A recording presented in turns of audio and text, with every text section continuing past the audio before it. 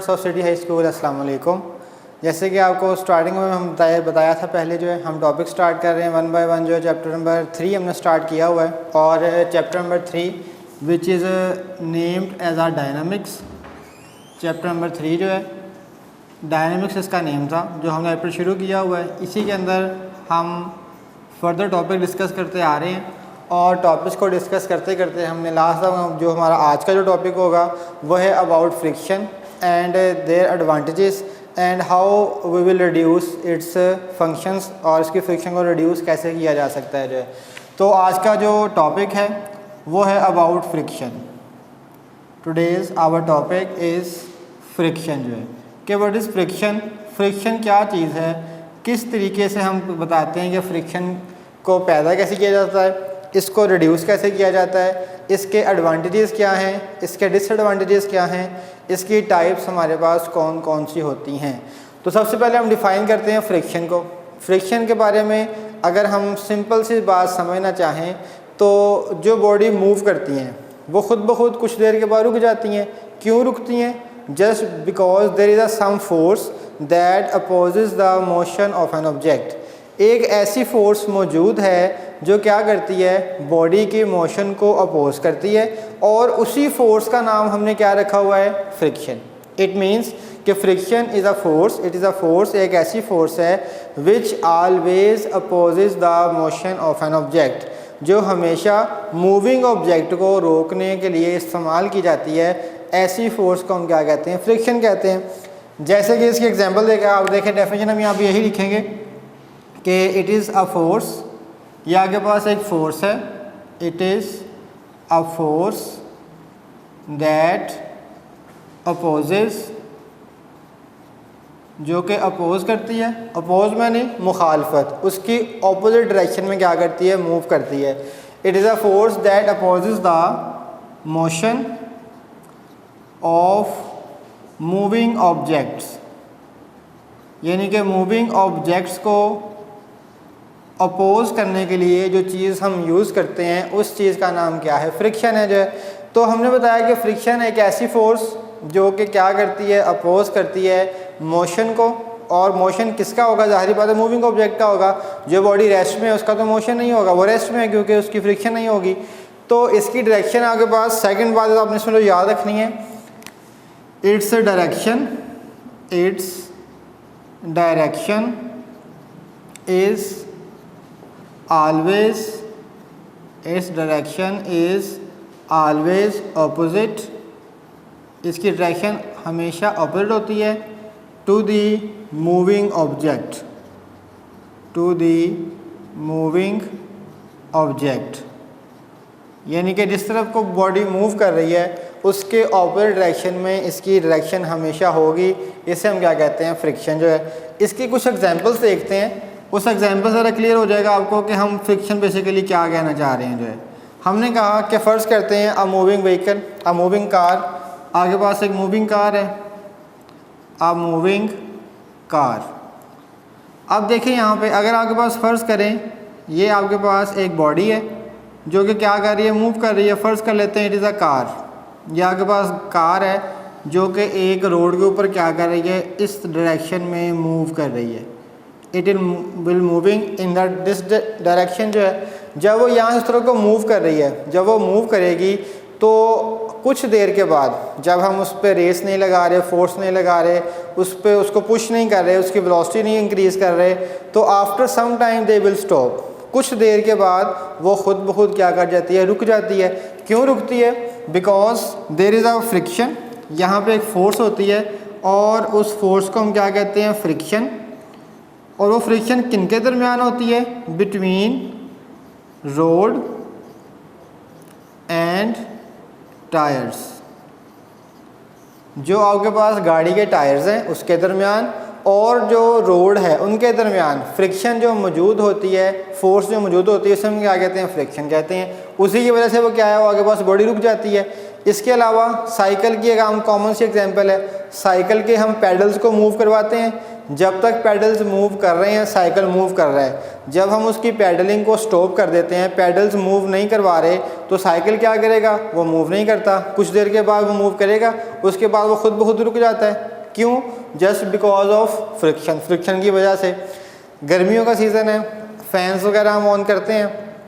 जब fans on करते हैं उसमें इलेक्ट्रिकल करंट जो है वो क्या करता है, मूव करता है और फ़ैन मूव करता है। जब हम उसका स्विच ऑफ कर देते हैं तो क्या फ़ैन फ़ौरन रुक जाता है? नहीं, ऐसा नहीं होता। फ़ैन कुछ देर मूव करने के बाद रुकता है। वो कुछ देर मूव करने के बाद क्यों रुकता है? खुद ब खुद इसकी वजह भी क्या होती है, जस्ट बिकॉज ऑफ फ्रिक्शन। आप देखेंगे फ़ैन को ऑफ करें, वो जब मूव कर रहा है, रिवॉल्व कर रहा है, रिवॉल्व करता करता आहिस्ता आहिस्ता उसकी स्पीड कम होती होती होती विद इन 1 और 2 मिनट्स या 1 मिनट्स के बाद या 50 सेकंड्स के बाद, कुछ सेकंड्स के बाद उसकी क्या हो जाती है, स्पीड बिल्कुल कम हो जाती है और वो रुक जाता है जो है। उसको हम हाथ से तो नहीं रोकते, खुद ब खुद रुकता है। वो खुद ब खुद क्यों रुकता है? वहाँ पे एयर होती है और एयर क्या है, it will act like a friction. वो फ्रिक्शन के तौर पे एक्ट करती है और वो बॉडी को रोकने के लिए इस्तेमाल की जाती है। तो ये आपके पास थी फ्रिक्शन की डेफिनेशन और कुछ कॉमन सी एग्जांपल्स, ठीक है, जिसके ज़रिए हम बता सकते हैं कि आप जैसे एक और कॉमन एग्जांपल माइंड में आई, वो क्या है, विंटर्स में जब हम अपने हैंड्स को रब करते हैं, हैंड्स को रब करते हैं, रबिंग के थ्रू वहाँ पे क्या है, हीट प्रोड्यूस होती है। वो जो हीट है वो क्यों होती है? जब एक हाथ ऊपर को मूव कर रहा है, एक डाउनवर्ड मूव कर रहा है, अपवर्ड और डाउनवर्ड दोनों की डायरेक्शन क्या होती है, एक दूसरे से ऑपोजिट होती है।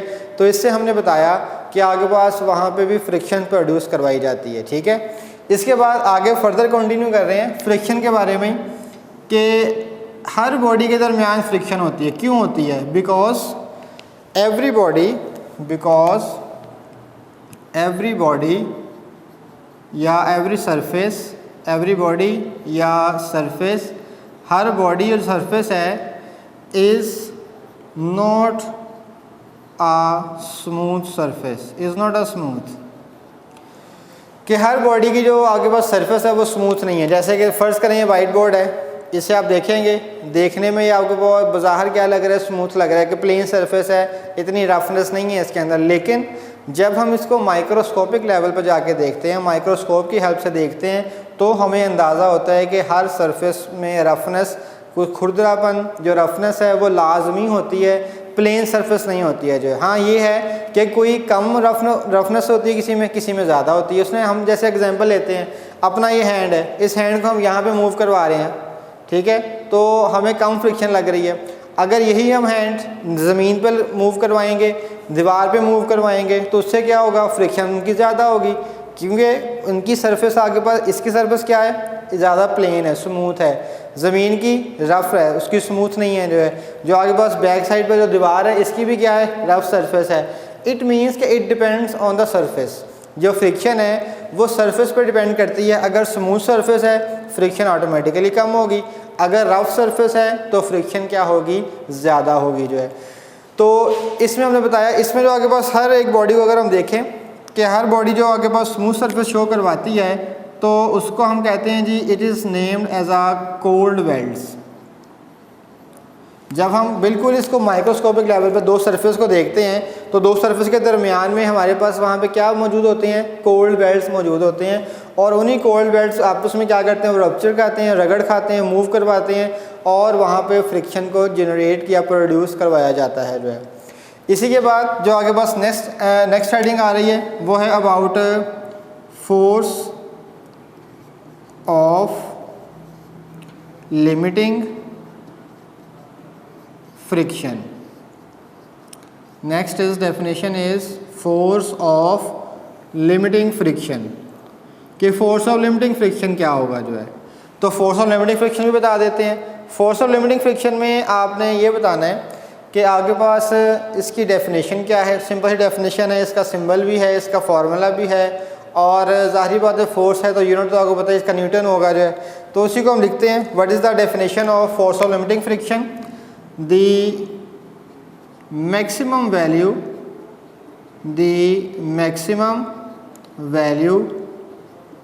of friction, कि फ्रिक्शन की जो मैक्सिमम वैल्यू है that is called force of limiting friction.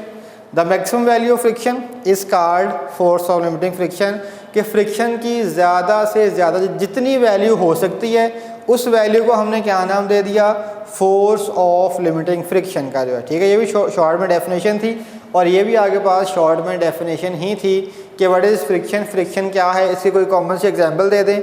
और सेकंड आगे पास क्या है, what is force of limiting friction, force of limiting friction क्या थी, डेफिनेशन मैंने आपको बता दी। उसके बाद इसकी सब हेडिंग्स आती हैं, इसका हम बताएंगे सिंबल भी है इसका सिंबल, उसके बाद इसका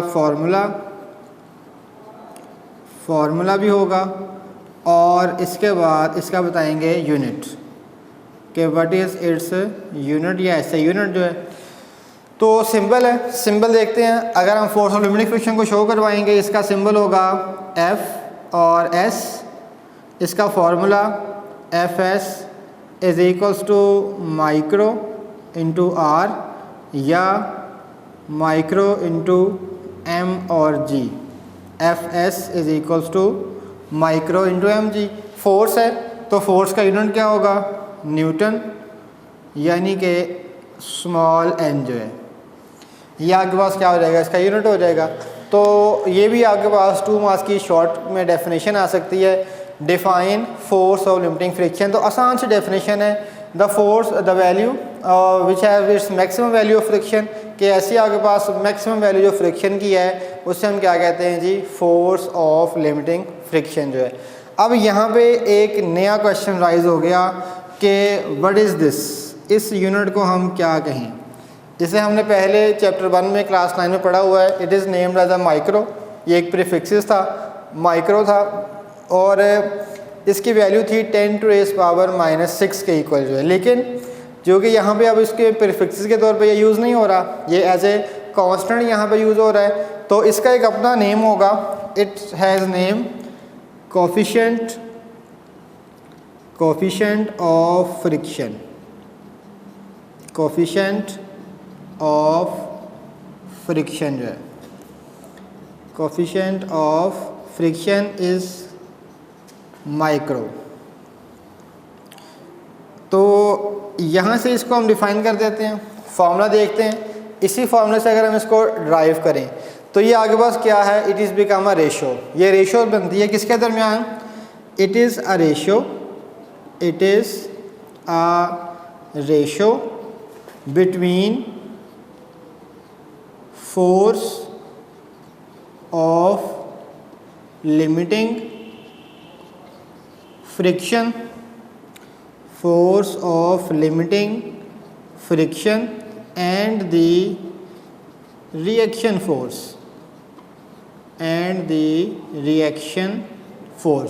अब देखें ये डेफिनेशन हमने कहाँ से ड्राइव की, इसी फार्मूले से ड्राइव की।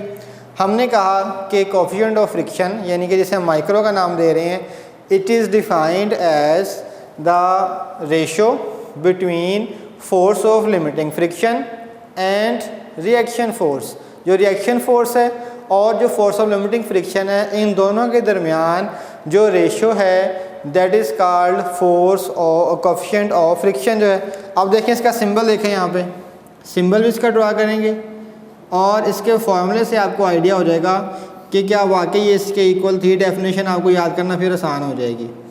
फिर आते हैं इसके यूनिट पे, फिर हम बताते हैं इसका फार्मूला। अब देखिए स्टूडेंट्स, यहाँ पे सिंपल सा आप बता सकते हैं। सिंबल आपके पास जो मैं पहले बता चुका था, this is the symbol of coefficient of friction. इसको यहीं पे लिखेंगे micro, it is look like a U जो है, micro is the symbol. Formula देखें माइक्रो का क्या बनेगा, यहीं से ड्राइव किया जाएगा। Micro is equals to Fs over R। अब देखें यहाँ पे, अब फॉर्मूले से दोबारा डिफाइन करते हैं। इसको हमने बताया था कि coefficient of friction is the ratio of the force of limiting friction, किसके दरमियान थी, फोर्स ऑफ लिमिटिंग फ्रिक्शन के दरमियान, एंड द रिएक्शन फोर्स, इन दोनों के दरमियान जो रेशो है that is called coefficient of friction. अब अगली बात आती है यूनिट। यूनिट इसका क्या होगा, anyone students, coefficient of friction का यूनिट जो है जी, इसका यूनिट जो है फ़ौरन अगर लिखा है तो जहन में आता है कि इसका यूनिट कुछ ना कुछ होगा जो है। इस तरह की चीज़ MCQs में पूछी जा सकती है। MCQs में पूछते हैं वो कहते हैं जी the coefficient of friction has a unit.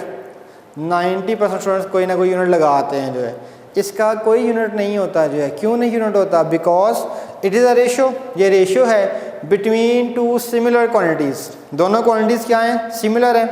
कौन कौन सी? Force of limiting friction and reaction force.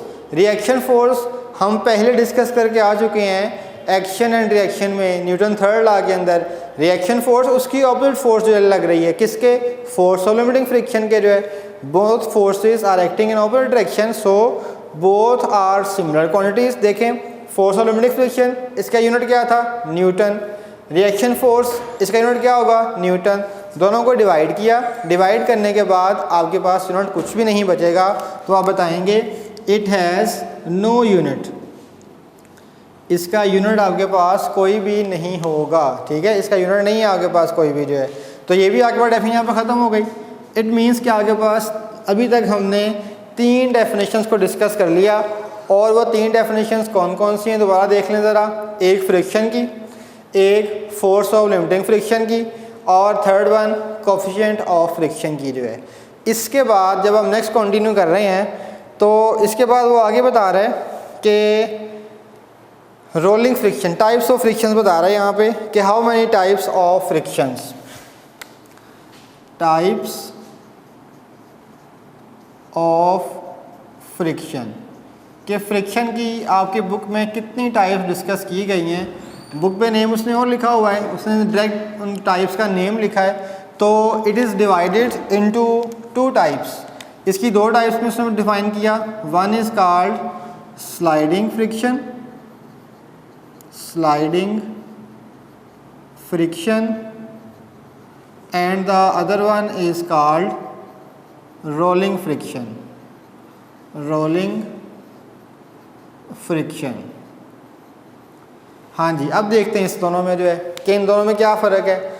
Rolling friction किसे कहेंगे और स्लाइडिंग फ्रिक्शन किसे कहा जाता है। सिंपल सी बात, नाम से जाहिर हो रहा है, नेम से क्लियरेंस हो रही है हमें जो है। स्लाइडिंग फ्रिक्शन जिसमें बॉडी क्या करती है? स्लाइड करती है।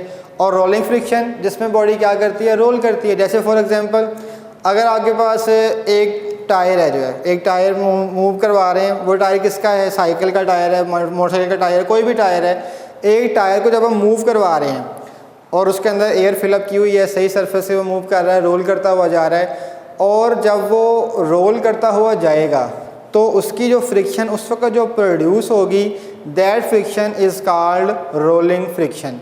When a body rolls on the surface it produces a rolling friction. जब आपके पास एक बॉडी किसी भी सरफेस पे रोल डाउन करती है, रोल होती है, तो उसमें जो फ्रिक्शन प्रोड्यूस करवाई जाती है, that friction is called rolling friction. लेकिन अगर वही टायर को हम पंचर कर देते हैं, वो पंचर हो गया है, उसमें से एयर निकल चुकी है, हवा निकल चुकी है, अब जब उस बॉडी को हम मूव करवाएंगे, टायर को मूव करवाएंगे, तो वो रोल नहीं करेगा, इट विल स्लाइड, वो स्लाइड करेगा। तो जब आपके पास कोई भी बॉडी किसी सरफेस पे स्लाइड करती है, इट प्रोड्यूसेस स्लाइडिंग फ्रिक्शन। तो वो कौन सी फ्रिक्शन प्रोड्यूस करवाती है? स्लाइडिंग फ्रिक्शन को प्रोड्यूस करवाती है। ठीक है जी, सिंपल सी कॉमन सी एग्जांपल है। इसकी आप देख सकते हैं एग्जांपल्स में उसने बताया हुआ है बुक में जो है कि इसमें से किसकी फ़ोर्स ज़्यादा है। ठीक है, किसकी फ़ोर्स ज़्यादा है, किसकी फ़ोर्स कम है, ये फ्रिक्शन ज़्यादा होगी या ये फ्रिक्शन ज़्यादा होगी। तो जनरल सी बात है, कॉमन सेंस की बात है, स्लाइडिंग फ्रिक्शन की वैल्यू हमेशा क्या है? ज़्यादा होगी, और रोलिंग फ्रिक्शन की वैल्यू क्या होगी? कम होगी, क्योंकि इसमें आपके पास बॉडी रोल कर रही है, बॉडी का कॉन्टैक्ट एरिया सरफेस के साथ बहुत कम होता है, फ्रिक्शन का वहाँ से कम हो जाती है। अगर कॉन्टैक्ट एरिया इसका क्या हो जाता है? ज़्यादा हो जाता है। अगर इसका कॉन्टैक्ट एरिया ज़्यादा है तो it has a larger value. तो इसमें 2-3 रीज़न लिखते हैं। पहले इसकी डेफिनेशन लिखते हैं कि जब when a body rolls on a surface it produces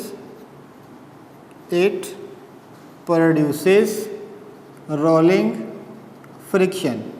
कि जब आपके पास कोई भी बॉडी किसी सरफेस पे रोल करती है, it produces rolling friction. And when a body slides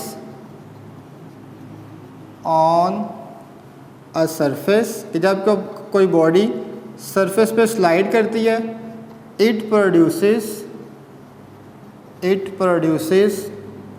sliding friction. उसके बाद सेकेंडली हम क्या बताएंगे, एक तो आपके पास ये डिफरेंस हो गया इसमें जो है। इसके बाद हम ये बता सकते हैं कि विच हैज़ ग्रेटर वैल्यू, हम बताएंगे इट हैज़ ग्रेटर वैल्यू या ग्रेटर फ्रिक्शन। इसमें जो आपके पास फ्रिक्शन क्या होती है, ज़्यादा होगी। It has lower friction, it has lower friction. इसमें फ्रिक्शन क्या होगी, कम होगी। इसमें फ्रिक्शन क्या होगी, ज़्यादा होगी। क्यों ज़्यादा कम होगी, इसकी रीज़न क्या है, वो रीज़न आपके पास है contact area. It means it has larger contact area between surfaces, यानी कि दो सरफेसेस जो आपस में फ्रिक्शन प्रोड्यूस करवा रही हैं, स्लाइडिंग फ्रिक्शन में उसका एरिया क्या होता है, ज़्यादा होता है। और इसमें क्या होगा, इट हैज़, यहाँ पे लार्जर था, यहाँ पे लिख देते हैं हम smaller contact area, smaller contact area between surfaces, यानी कि सरफेस के दरमियान कॉन्टैक्ट एरिया क्या होता है, कम होता है जो है। फिर इसी में उसने क्लास पे शॉर्ट क्वेश्चन लिखा हुआ है, उस शॉर्ट क्वेश्चन को हम ऐसे डिफ़ाइन करते हैं कि स्लाइडिंग फ्रिक्शन में और रोलिंग फ्रिक्शन को डिस्कस करते हुए, हाउ अ बाईसाइकिल, यहाँ के पास एक छोटा सा क्वेश्चन आ रहा है इसके अंदर कि how a bicycle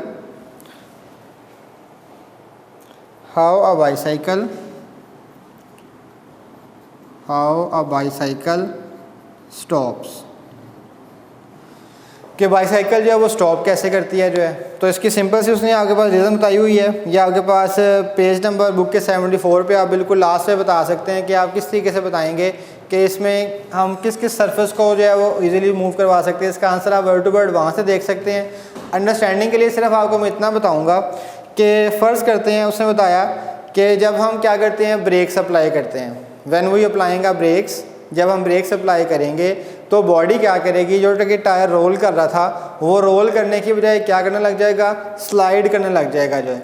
it means कि फ्रिक्शन पहले क्या थी, कम थी जब साइकिल मूव कर रहा था, उसमें जो फ्रिक्शन थी वो कौन सी थी, रोलिंग फ्रिक्शन।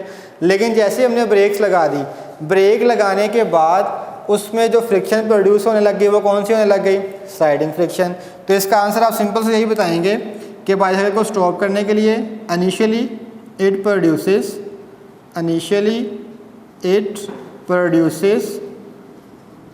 रोलिंग फ्रिक्शन के इनिशियली इसमें आपके पास क्या थी, रोलिंग फ्रिक्शन थी। When breaks our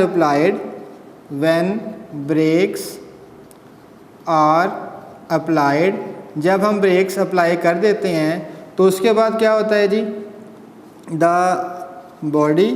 body means कि उसकी कौन सी चीज़ है, व्हील जो है, द बॉडी स्टार्ट्स स्लाइड्स, तो वो क्या करने लगती है, स्लाइड करने लग जाती है।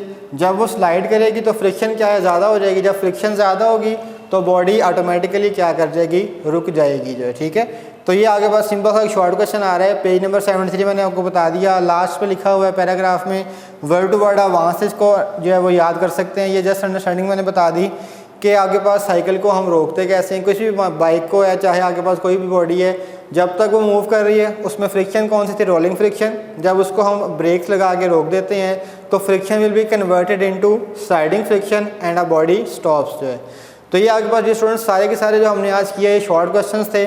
इसमें फ्रिक्शन भी आपके पास आ गया, फोर्स ऑफ लिमिटिंग फ्रिक्शन है, कोफिशिएंट ऑफ फ्रिक्शन है, रोलिंग फ्रिक्शन, स्लाइडिंग फ्रिक्शन, और लास्ट पे ये आपके पास एक शॉर्ट क्वेश्चन जो है। ये सारे के सारे शॉर्ट क्वेश्चंस के तौर पर ही टॉपिक्स आते हैं, और जो इससे फर्दर टॉपिक्स आ रहे हैं वो भी इसी कैटेगरी में फॉल करते हैं। लॉन्ग क्वेश्चन की कैटेगरी में अभी एक ही टॉपिक हमारे पास नेक्स्ट आएगा, वो है सेंट्रीपिटल फोर्स। वो ज़्यादा पेपर्स में आया हुआ है जो है। बाकी जो आपके पास थे वो सारे के सारे क्या हैं, शॉर्ट क्वेश्चन ही हैं। तो आज का जो टॉपिक था वो भी सारे का सारा about definitions and short question था। इसी के साथ सिटी हाई स्कूल की तरफ से अल्लाह हाफिज़।